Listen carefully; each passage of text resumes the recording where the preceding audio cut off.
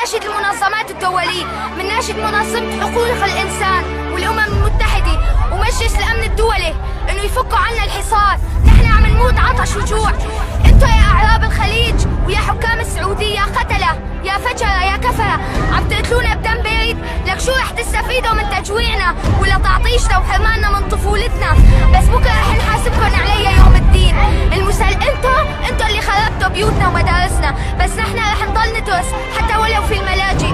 الأعراب أشد كفرا ونفاقا.